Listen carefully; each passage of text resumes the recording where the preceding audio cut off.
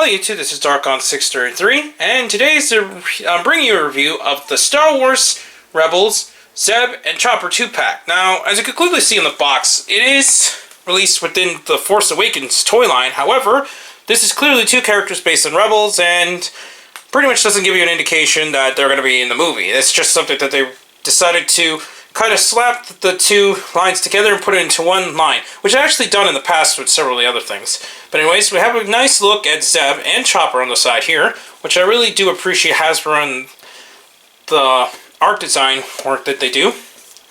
It shows other figures in the line, which doesn't show any other Rebels in these lines, since there really isn't that many Rebels within releases so far. It has two quick bios, and that's pretty much it for the box. Now the contents obviously includes the two figures, Zeb, Chopper, and this gun, which is very similar to the Clone Wars type of weapons, except for the fact it's button-based instead of the flick missile-based.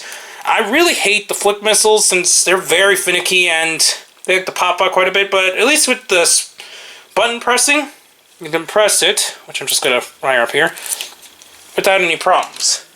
It does come with 3 missiles, and this is just something I keep off to the side since I don't see a major purpose for it personally. Anyways, we'll take a look at, Chopper. Zeb first.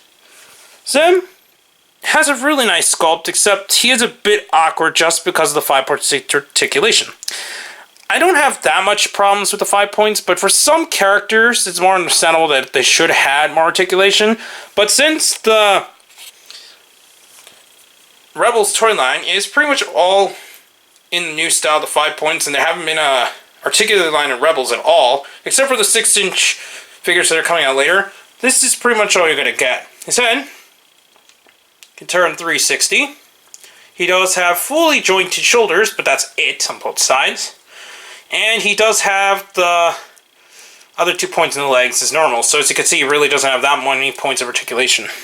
He does come with this really interesting weapon, though it looks a bit awkward in his arm. It does look pretty cool, and I think it's a really nice addition for Zeb here. We now take a look at Chopper, which is a very small astromech droid, even smaller than your typical astromech droids. He only has 3 parts of articulation, unlike the other figures in the line, unfortunately. And I did wish it had a second joint in the legs, but it doesn't. His head can go 360, as you can see there. And his legs could pretty much do that.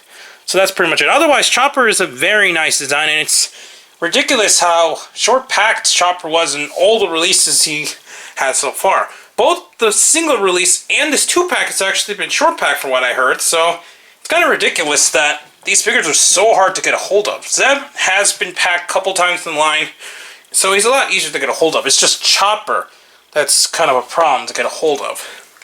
Overall, I still think this is a really nice set, and although it doesn't give you too much in terms of play value and so on, it is cool to see another release of the Rebels characters, especially since it is still the current cartoon show that's airing right now, and hopefully they'll reissue some of the other characters in the future. I will be getting the Kanan and the Ezra, since I haven't gotten them prior to this point, and it's cool that Ezra does contain his lightsaber this time, which wasn't featured in the previous releases. But overall, I still think this is a really nice set if you're a Star Wars Rebels fan, but those who might just go towards the movies, I can understand why this is an easy pass. But anyways, please comment, subscribe, and check out Hirotaku and the Gideon blog as soon as they come up, anyways. Also, please check out my Twitter page at Darkon633. Also, please check down the other channels down below, including the WW podcast and my other friends' channels. But anyways, I'll be bringing to you more Star Wars reviews in the future, but for now, I'll be seeing you. Bye.